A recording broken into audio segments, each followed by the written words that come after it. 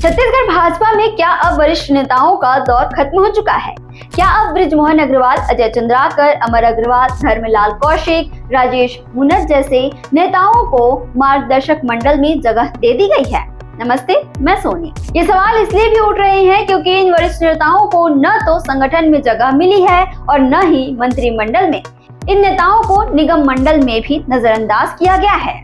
अब ऐसा भी नहीं है कि इन नेताओं ने मंत्रिमंडल में जगह बनाने की कोशिश नहीं की है। सभी नेताओं ने रायपुर से लेकर दिल्ली तक अपने घोड़े दौड़ाए हैं, लेकिन सफलता हाथ नहीं आई।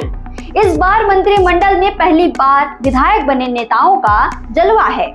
5 बार के विधायक, 4 बार के विधायक और डॉक्टर रमन सिंह की सरकार में बने रहे ताकतवर नेता अब बाहर बैठे हैं। साय कैबिनेट में ताकतवर माने जाने वाले पदों जैसे कि पीडब्ल्यूडी मंत्री, गृह मंत्री और वित्त मंत्री जैसे पदों पर पहली बार विधायक बने नेता सुशोभित हैं, जबकि डॉक्टर रमन सिंह की सरकार में मंत्री रह चुके नेता केदार कश्यप, राम विचार नेता और दयाल दास बघेल सीनियर नेताओं को इनकी उपेक्षा कम महत्वपूर्ण माने जाने वाला विभाग मिला है। श्याम बिहारी जायसवाल, लखनलाल देवांगन पहले विधायक रह चुके हैं, लेकिन पहली दफा इन्हें मंत्री बनने का सौभाग्य प्राप्त हुआ है।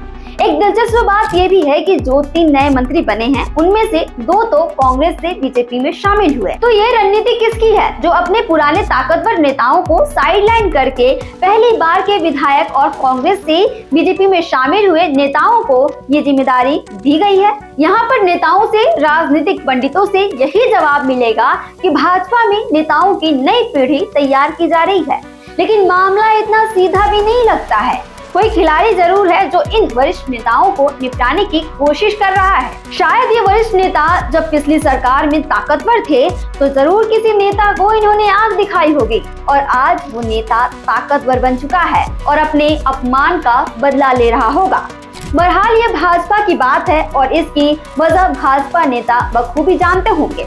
अब बात क्षेत्रीय समीकरण की करें तो इस बार मंत्रिमंडल में सरगुजा संभाग का बोलबाला है, जहां से सर्वाधिक 5 मंत्री हैं और सबसे कम प्रतिनिधित्व बस्तर संभाग को मिला है, जहां से सबसे कम मात्र 1 मंत्री को मंत्रिमंडल में जगह मिली है। रायपुर संभाग से 2, बिलासपुर और दुर्ग संभाग से 3 विधायकों को मंत्री पद का दायित्व मिला है। अब देखना दिलचस्प होगा कि भाजपा की ये नई रणनीति कितनी कारगर साबित होती है। क्या नई पीढ़ी के नेता जनता की उम्मीदों पर खड़े उतरेंगे या फिर सीनियर नेताओं की कमी पार्टी को खल्ले लगेगी?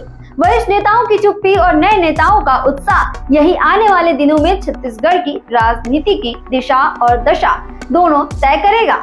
छत्तीसगढ़ से जुड़े और अपडेट्स के लिए आप देखते रहें वयम छत्तीसगढ़।